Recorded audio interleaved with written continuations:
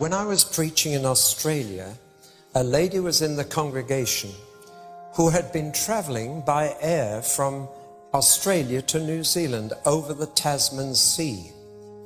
And halfway across to New Zealand, they had run into a violent electrical storm, and the clouds seemed to be on fire with lightning all around the aircraft. And she was quite frightened. And the plane was being tossed around with the wind and the air pockets. And the passengers panicked, and they were screaming. They were holding on to each other. I think they all thought the plane would break up and they would all die. And the lady noticed that the lady sitting next to her against the window was praying. Well, anybody would pray in that situation.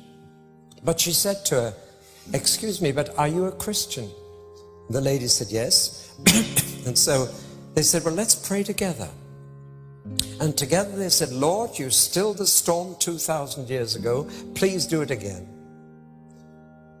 But please still the storm inside the plane as well as outside."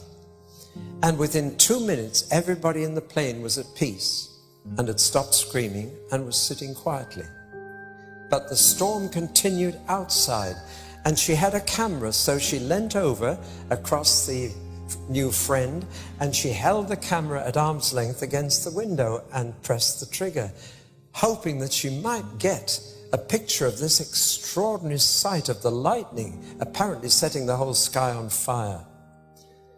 Well, she took the film to be developed in New Zealand after she'd landed safely, because as soon as she took the photograph, the storm outside stopped as well.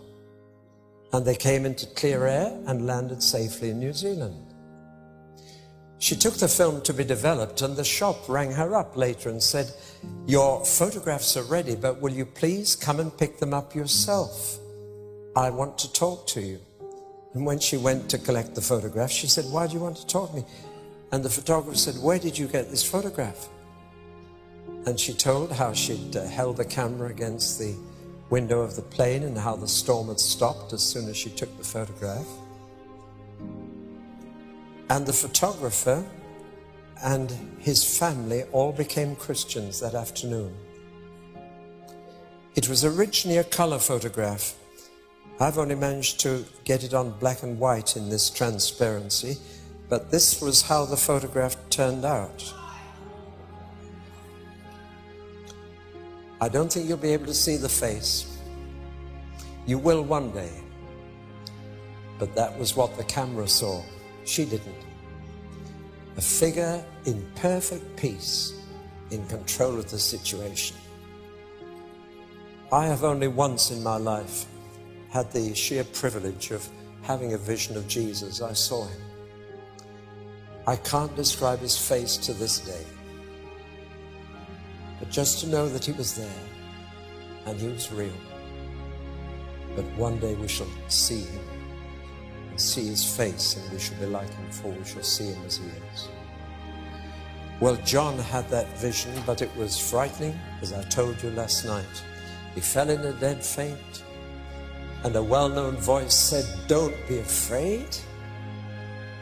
I was dead, and now I am alive forevermore." You know of every other great world leader, every other founder of a religion, you have to say they were alive, and they are now dead forevermore. Only of Jesus can you say he was dead and is alive forevermore. Confucius is dead, Buddha is dead, Muhammad is dead, but Jesus is alive.